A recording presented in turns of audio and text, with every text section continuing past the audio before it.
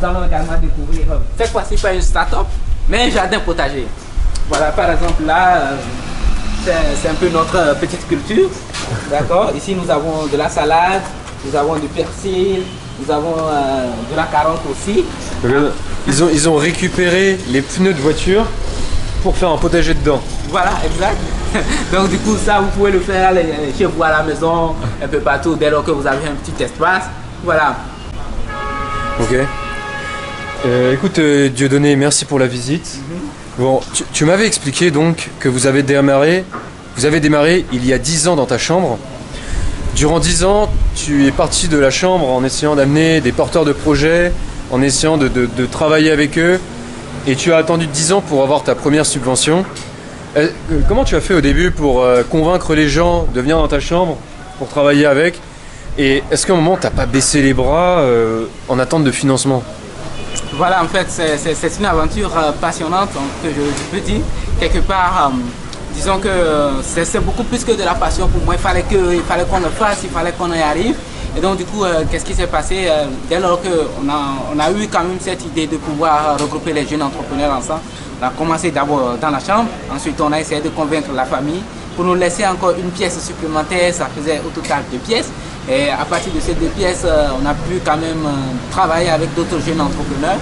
Et ensuite, les difficultés financières ont commencé par se ressentir. Il fallait pouvoir gérer les charges, il fallait pouvoir gérer les charges d'électricité et la connexion internet et tout.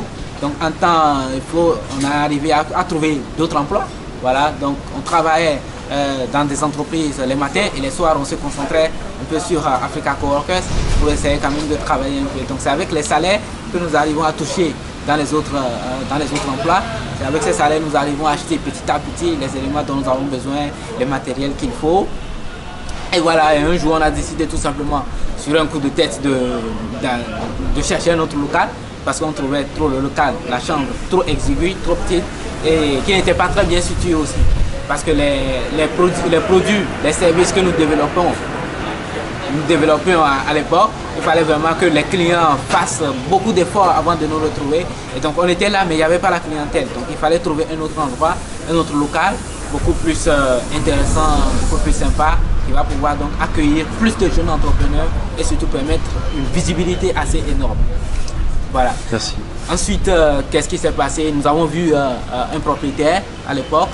Et on a pris donc son local, mais après il nous a dit effectivement que son local était destiné à une autre chose. Il fallait donc qu'on quitte ce local.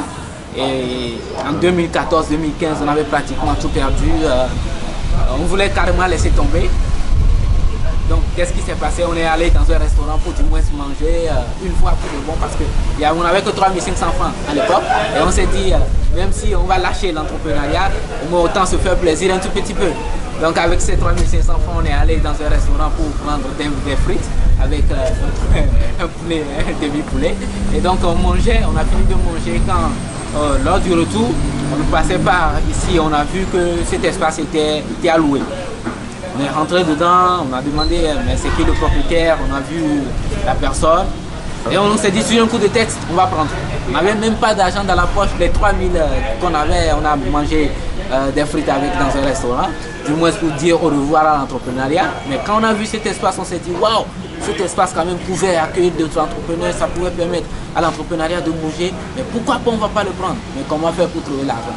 On a essayé de convaincre le propriétaire de la maison, on a signé un engagement qu'on va rembourser après, mais on n'a pas pu rembourser dans le temps, ça a créé des petits soucis, mais heureusement que comme il y a toujours de la passion, de la motivation, on a pu quand même trouver des marchés très rapidement qui nous ont permis de pouvoir payer cet espace. Aujourd'hui nous sommes ici depuis 2015 et cette année on a eu la subvention de l'OIE. Voilà la petite histoire. Franchement, respect. Franchement, respect. J'irai manger des frites plus souvent. Voilà. J'irai manger un poulet frites plus souvent. Bon, si vous voulez réussir dans la vie, c'est poulet frites. Hein. Non.